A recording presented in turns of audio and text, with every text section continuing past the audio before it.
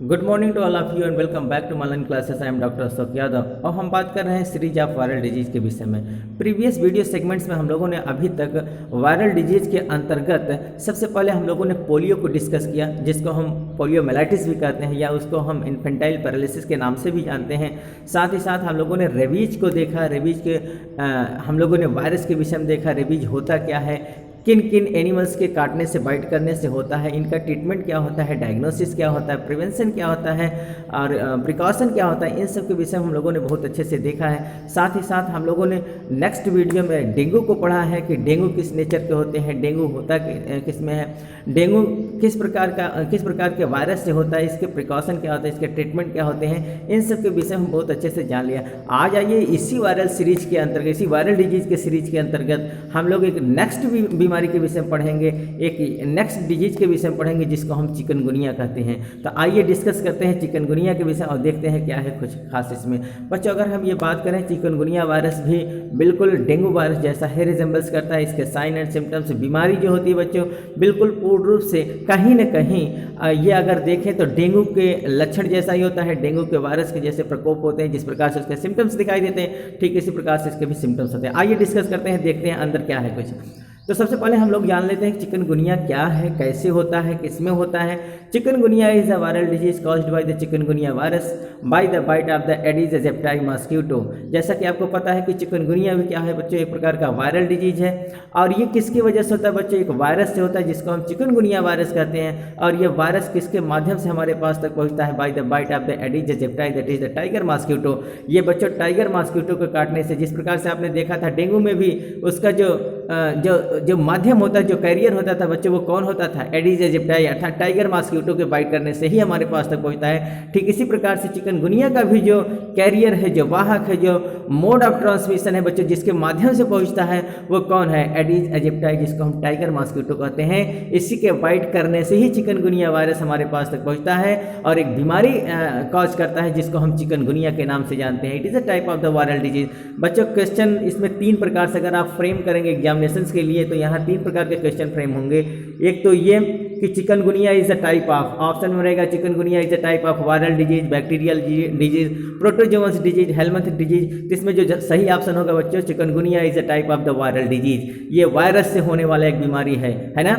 और अगर ये पूछा जाए कि chikungunya caused by the bite of, question पूछा जाए अगर चिकनगुनिया किसके काटने से होता है, तो आंसर होगा Aedes aegypti, that is the tiger mosquito के काटने से होता है। अगर क्वेश्चन ये पूछा जाए कि कॉजिटिंग एजेंट ऑफ द चिकनगुनिया का कॉजिटिंग एजेंट कौन है, किसकी वजह से ये बीमारी काज होता है, तब वहाँ सही ऑप्शन होगा चिकनगुनिया वायरस। 3 प्रकार के क्वेश्चन यहाँ फ्रेम होते हैं। अगर क्वेश्चन पूछा जाए chikungunya is a type of, तो वायरल डिजीज है, एक प्रकार का वायरल डिजीज होता है। दूसरा, अगर ये पूछा जाए chikungunya is caused by the bite of, किसके काटने से होता है, तो एडीज एजिप्टाई मॉस्किटो के काटने से होता है, टाइगर मॉस्किटो के काटने से होता है। तीसरा क्वेश्चन ये फ्रेम हो सकता है, अगर ये पूछा जाए causing agent of the chikungunya का जो कॉजिंग एजेंट है वो कौन होता है, तो इसमें सही ऑप्शन होगा चिकनगुनिया वायरस, है ना।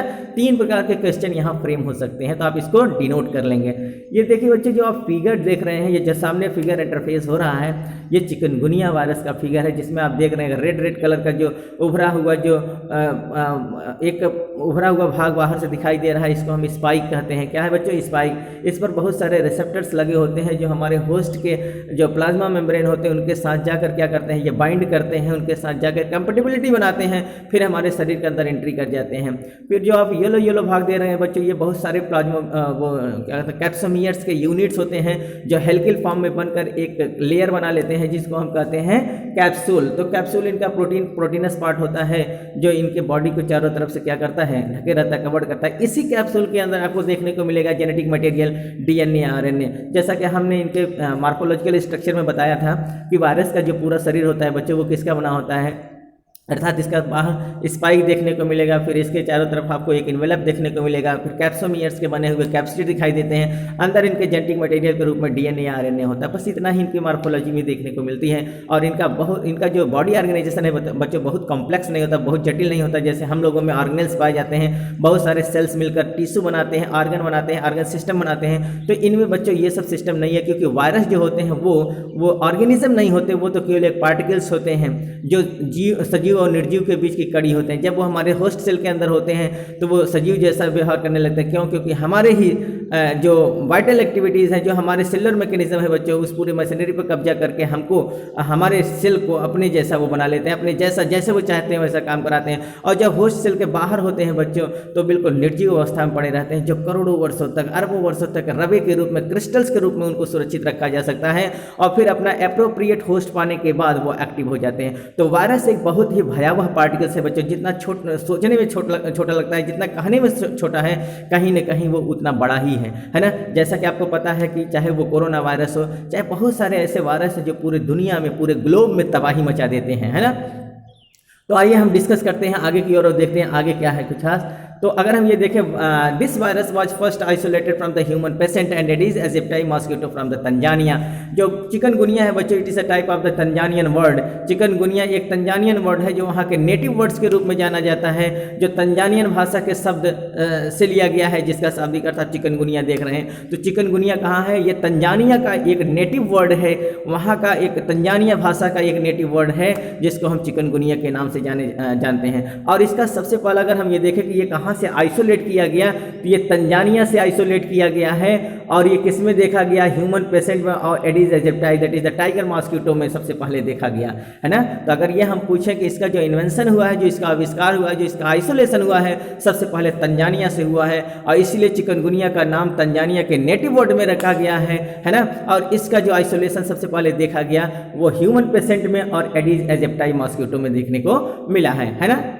आइए बात करते हैं आगे और देखते हैं। It is widely distributed on over the world, particularly in India, Asia and Africa. अगर हम इसका बच्चों इसका इन्फेक्शन देखें, चिकनगुनिया फाउंड एवरीवेयर। ये यूबिक्वाइटस होता है बच्चों, जो सब जगह पाया जाता है। इसको हम अगर कहें तो ये it is the widely distributed all over the world. ये पूरे ग्लोब में सब जगह देखने को मिलता है, लेकिन पर्टिकुलरली ये जहाँ सबसे ज़्यादा इसका प्रकोप देखने को मिलता है इंडिया, एशिया और अफ्रीका कॉन्टिनेंट में देखने को मिलता है ना। तो अगर हम देखें तो ये तो यूबिक्वाइटस होता है, that is the found everywhere, सब जगह देखने को मिलता है। But particularly it is found in the India, Asia and Africa. ये हमारे इंडिया, एशिया और अफ्रीका जैसे जगहों पर इसका प्रकोप बहुत तेजी से देखने को मिलता है, लेकिन ये सर्वत्र व्यापी है, जो पूरे ग्लोब में सब जगह देखने को मिलते हैं। This name chikungunya is derived from the native words for the disease in which patient has stumbled due to the severe joint pain। ये चिकनगुनिया जो होता है बच्चों, ये तंजानिया वर्ड है जो वहाँ के नेटिव शब्द से लिया गया है। और इसमें पेशेंट को क्या होता है? बहुत सीवियर दर्द होता है बच्चों, जिसकी वजह से वो कराहता रहता है, अपने बॉडी को सिकोड़ लेता है, डम्बल डप कर लेता है ना। इसमें बहुत सीवियर पेन होता है, पूरे जॉइंट्स में पेन होता है, स्पास्मेटिक पेन होता है, बहुत सीवियर दर्द होता है, that is the crippling pain होता है बच्चों, जिसकी वजह से पेशेंट क्या करता है? अपने पूरे बॉडी को डंबल डप कर लेता है, सिकोड़ लेता है, कराहने लगता है ना। It is a type of the epidemics. ये क्या होता है बच्चों? एक प्रकार का एपिडेमिक डिजीज होता है। तो that is the epidemics of chikungunya have occurred in many African countries. अगर हम देखें बच्चों, एपिडेमिक का मतलब होता है जो बच्चों जो एक ब्रॉड जियोग्राफिकल एरिया में फैला होता है, जो ब्रॉड बहुत सारा रेंज लेकर अगर फैला हुआ है तो उसको हम एपिडेमिक्स कहते हैं। और जब पूरे ग्लोब में उसका संक्रमण होता है, पूरे ग्लोब में, पूरे यूनिवर्स में पाया जाता है बच्चों, तो उसको हम पैंडेमिक कहते हैं। जैसा कि आप जानते हैं एड्स का बीमारी जो होता है एक प्रकार का पैंडेमिक डिजीज है ना। और जो अभी कोरोना वायरस है ये भी पेंडेमिक रूप ले रहा था, है ना, लेकिन हर जगह सब जगह देखने को नहीं मिला है, तो इसको हम पेंडेमिक की श्रेणी में ही रख सकते हैं। तो पेंडेमिक का शाब्दिक अर्थ समझ लीजिए, जो एक ब्रॉड जियोग्राफिकल एरिया में जिसका संक्रमण होता है उसको हम पेंडेमिक कहते हैं, और सॉरी एपिडेमिक कहते हैं। और पेंडेमिक उसको कहते हैं जो पूरे ग्लोब में फैल जाता है, जो पूरे ब्रह्मांड में फैल जाता है, उसको हम क्या कहते हैं? पेंडेमिक डिजीज कहते हैं। तो epidemic of chikungunya have occurred in many African countries. तो ये प्रकार का पेंडेमिक चिकनगुनिया जो होता है एक प्रकार का पेंडेमिक डिजीज जो अफ्रीका अफ्रीका के लगभग बहुत सारे कंट्रीज, बहुत सारे देशों में देखने को मिलता है। बच्चों जो साउथ अफ्रीका होता है, साउथ अफ्रीका में इस प्रकार से अगर हम देखें viral infection, bacterial infection south Africa continent में बहुत ज़्यादा देखने को मिलता है। क्यों? क्योंकि वहाँ क्योंकि वो ट्रॉपिकल, वो भूमध्य रेखा पर है बच्चों, इक्वेटर पर है। इक्वेटर पर सूर्य की रेखाएं जो होती है सीधी, सूर्य की किरणें जो होती है सीधी लंबवत पड़ती हैं, जिसकी वजह से वहाँ का टेम्परेचर बहुत ज़्यादा होता है। तो वो जो ट्रॉपिकल एरिया है बच्चों, इसकी वजह से वहाँ इस प्रकार के इन्फेक्शन बहुत तेज़ी से होते हैं, क्योंकि उनका अप्रोप्रिएट टेम्परेचर मिल जाता है, उनका अप्रोप्रिएट क्लाइमेट मिल जाता है। तो ऐसे जगह पर इनका प्रकोप बहुत तेज़ी से मिलता है। तो अगर हम ये देखें तो चिकनगुनिया का जो एक एपिडेमिक प्रभाव है वो सबसे ज़्यादा अफ्रीकन कंट्रीज़ में देखने को मिलता है। आइए बात कर लेते हैं मोड ऑफ ट्रांसमिशन। इनका माध्यम क्या है, किस माध्यम से ये हमारे पास तक पहुंच पाते हैं? By the bite of the Aedes aegypti, that is the tiger mosquito. तो ये इसका जो ट्रांसमिशन होता है बच्चों, it is directly transmitted to the person. किसी पर्सन के अंदर कैसे पहुंचता है? एडीज एजिप्टाई के बाइट करने से। जो टाइगर मॉस्किटो होता है बच्चों, टाइगर मॉस्किटो के बाइट करने से, उनके काटने से हमारे पास तक पहुंच जाता है। So tiger mosquito that is the Aedes aegypti type of the carrier, ये एक प्रकार का माध्यम होता है, ये एक प्रकार का मोड ऑफ ट्रांसमिशन है जिसके वजह से हमारे पास तक ये बीमारी पहुंच जाती है। No vaccination is available at all. अभी तक बच्चों अगर हम ये देखें तो इसका किसी प्रकार का कोई कारगर वैक्सीनेशन नहीं पाया गया है। अगर हम ये चाहें कि टीकाकरण करवा के हम इससे इजाद पा जाएं तो ये क्या है बच्चों, इट इज़ रेदर इम्पॉसिबल। क्यों? क्योंकि अभी तक इसका कोई वैक्सीनेशन नहीं तैयार हुआ है, अभी तक कोई प्रभावकारी कारगर वैक्सीन नहीं बन पाया है। जो आप ये देखिए बच्चों, जो आपके सामने फिगर इंटरफेस हो रहा है, ये टाइगर मॉस्किटो का है, जिसको हम एडिस एजिप्टाई कहते हैं। जो आप ये देख रहे हैं व्हाइट स्ट्राइप्स इनके बॉडी पर देखने को मिल रहा है, बिल्कुल एज सच ये रिजेंबल करता है जिस प्रकार से टाइगर के बॉडी पर बच्चों स्ट्राइप्स पाई जाती हैं, लकीरें पाई जाती है, धारियाँ पाई जाती है, ठीक इनके बॉडी पर भी इसी प्रकार का स्ट्राइप्स पाया जाता है, इसलिए हम इसको टाइगर मॉस्किटो कहते हैं। और इसका जोलॉजिकल वर्ड जो नाम बच्चों उसको हम कहते हैं एडिस एजिप्टाई। तो ये जो आप देख रहे हैं, ये देखिए किसी स्किन को पेनेट्रेट कर रहा है और ये बीमारी कॉज करने की कोशिश कर रहा है। आइए देखते हैं कि अगर ये बीमारी हो जाती है तो साइन एंड सिम्टम्स क्या होते हैं। साइन एंड सिम्टम्स को बच्चों हम अपने प्रीवियस वीडियो में बता दिए थे कि डॉक्टर क्या करता है जब पेशेंट के सामने आ जाता है तो वो क्या करते हैं, अपने आँखों से किसी चीज़ को ऑब्जर्व करते हैं, देखते हैं और साथ ही साथ कान से सुनते रहते हैं। तो कान से सुनना, आँखों से ऑब्जर्व करना, इन दोनों को अगर हम मिला दिया जाए, हम दोनों को मिला दें तो उसको साइन एंड सिम्टम्स कहते हैं। तो ये लक्षण कैसे देखते हैं? कुछ चीज़ें डॉक्टर अपने आँखों से ऑब्जर्व करके देखता है और कुछ चीज़ें वो पेशेंट से पूछता रहता है तो कानों से सुनता है ना। तो आइए बात करते हैं क्या सिम्टम्स आएंगे। सडन ऑनसेट ऑफ फीवर, मैंने बताया कि इनका बॉडी टेम्परेचर बहुत तेजी से राइज होता चला जाता है। बॉडी टेम्परेचर जो होता है बच्चा 100 डिग्री फ़ारेनहाइट से ऊपर चला जाता है, that is the 38 degree centigrade से ऊपर इंक्रीज कर जाता है इनका क्या टेम्परेचर। तो हाई टेम्परेचर बढ़ता चला जाता है, बॉडी का टेम्परेचर इंक्रीज करेगा। सडन ऑनसेट ऑफ फीवर, बहुत तेजी से फीवर बढ़ जाता है, एकाएक बढ़ जाता है। अगला है बच्चों crippling joints pain and conjunctivitis. इनका जो पूरे जॉइंट्स पर, बॉडी के हर एक जगह जहाँ जहाँ जोड़ें होती हैं बच्चों, हर एक जोड़ पर स्टिफनेस हो जाता है, बहुत तेजी से क्रिपलिंग पेन होता है बच्चों, बिल्कुल बहुत तेजी से दर्द होता है, असहनीय दर्द होता है। एंड कंजक्टिवाइटिस, जो बच्चों हमारे आँख का स्क्लेरा पार्ट होता है, स्क्लेरा पार्ट को कवर करते हुए जो मेम्ब्रेन पाया जाता है उसको हम कंजक्टिवा कहते हैं। और इस कंजक्टिवा में जब इन्फ्लेमेशन हो जाता है तो उसको हम कंजक्टिवाइटिस कहते हैं, जिसकी वजह से हमारी आँख की जो स्क्लेरा पार्ट है बच्चों वो सूज जाता है और यहाँ लालिमा आ जाती है, लाल हो जाता है, तो इसको हम कंजक्टिवाइटिस कहेंगे। जिस पेशेंट को चिकनगुनिया का प्रॉब्लम हो जाता है बच्चों, चिकनगुनिया का इन्फेक्शन हो जाता है, उसकी आंखों का जो स्क्लेरा पार्ट है जिसको हम कंजक्टिवा कहते हैं वो क्या होता है, इन्फ्लेम्ड हो जाता है, उसमें स्वेलिंग आ जाती है, जिसकी वजह से उसको हम कंजक्टिवाइटिस कहेंगे। साथ ही साथ उसके पूरे बॉडी, होल बॉडी में जहाँ जहाँ जॉइंट्स है बच्चों सब जगह क्रिपलिंग पेन होता है, क्रिपलिंग जॉइंट्स पेन होता है, बहुत ही असहनीय दर्द होता है, जिसकी वजह से पेशेंट कराहता रहता है, तड़पड़ाता रहता है। आगे अगर हम देखें सम पेशेंट्स में सो हेमरेजिक मैनिफेस्टेशन, कुछ पेशेंट बच्चों क्या होता है जो हमारे स्किन पर सुपरफिशियल ब्लड वेसल्स पाए जाते हैं बच्चों, वो रप्चर कर जाते हैं, फट जाते हैं, जिसकी वजह से हमारे बॉडी में सब जगह कहीं इधर उधर पूरा ब्लड फैल जाता है। क्यों? क्योंकि बच्चों इसमें एक चीज़ और होता है, due to the haemorrhagic problems, जो हमारे प्लेटलेट्स है बच्चों, प्लेटलेट्स काउंट बहुत तेज़ी से बिलो होता चला जाता है, बहुत तेज़ी से रिड्यूस होता चला जाता है। क्योंकि बच्चों जब प्लेटलेट्स की कमी हो जाएगी due to the deficiency of the platelets, patient को रेस्टलेसनेस होगा, उसको ब्रीथलेसनेस होगा, अनकम्फर्टेबल महसूस करेगा, साथ ही साथ बच्चों उसके पूरे बॉडी में थकावट हो जाएगी, उसको थकान हो जाएगा, कमजोरी महसूस करेगा। क्यों? क्योंकि प्लेटलेट्स काउंट घट गया। साथ ही साथ यहाँ एक सबसे बड़ा चीज़ होता है बच्चों, ब्रेडी ब्रेडिकार्डिया हो जाता है। जब ऑक्सीजन की डिफिशियंसी हो जाएगी पेशेंट का पल्स रेट घट जाएगा। जब पल्स रेट कम हो जाएगा बच्चों, बिल्कुल हार्ट का जो रेट है, जो बीट का रेट है बच्चों, हार्ट बीट रेट, वो 60 के नीचे चला जाता है। तो इसकी वजह से ऑक्सीजन की सप्लाई प्रॉपर हमारे ब्रेन तक नहीं पहुंच पाती है, जिसकी वजह से आदमी को चक्कर आता है, उसको थकान महसूस कर। क्यों? क्योंकि जो चीज़ बच्चों हमको ऑक्सीजन से ही एनर्जी मिलती है, अगर ऑक्सीजन हमारे टिश्यूज तक नहीं पहुंचेगा तो हमको क्या होगा? पैरालिसिस महसूस होगा। हम बिल्कुल क्या हो जाएंगे? बिल्कुल अनकंफर्टेबल महसूस करेंगे, ब्रीथलेस महसूस करेंगे। और क्या हो जाता है? ब्रेडिकार्डिया। ब्रेडिकार्डिया में क्या होता है बच्चों? अर्थात सांस लेने में दिक्कत होने लगती, कठिन।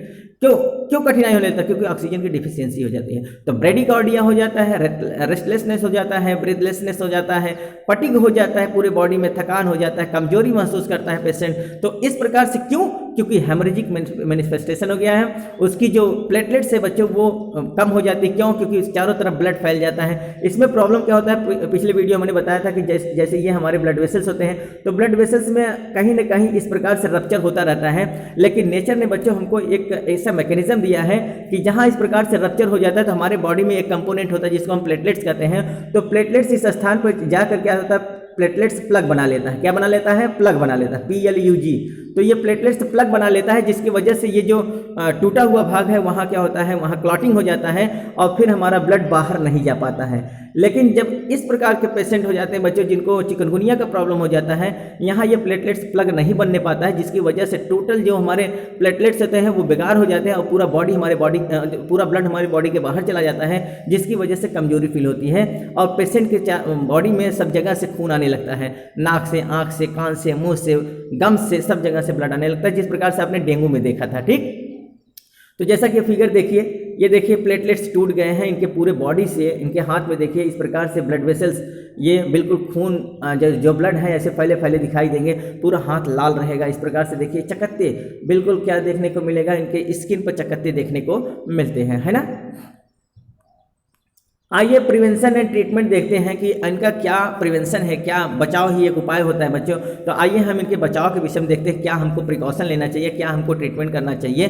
तो elimination of the mosquitoes and their eggs as well as the larvae. बच्चों हमको, मैंने कहा कि आसपास के माहौल में अगर हमारे मॉस्किटोज हो गए हैं, क्योंकि हमको पता होना चाहिए कि अपने आसपास के माहौल में पानी को नहीं टिकने देना चाहिए, चाहे वो गंदा पानी हो चाहे वो स्वच्छ पानी हो। तो पानी के लिए बच्चों निकासी प्रॉपर करना चाहिए। कहीं ना कहीं हमारा जो पानी है वो एक एप्रोप्रिएट स्थान पर जाकर जमा हो, जहां हम हमारे घर से हमारे जो हमारा आवास है उससे ज़्यादा दूर होना चाहिए, क्योंकि किसी प्रकार का कोई बीमारी हमारे आसपास तक न पनपने पाए।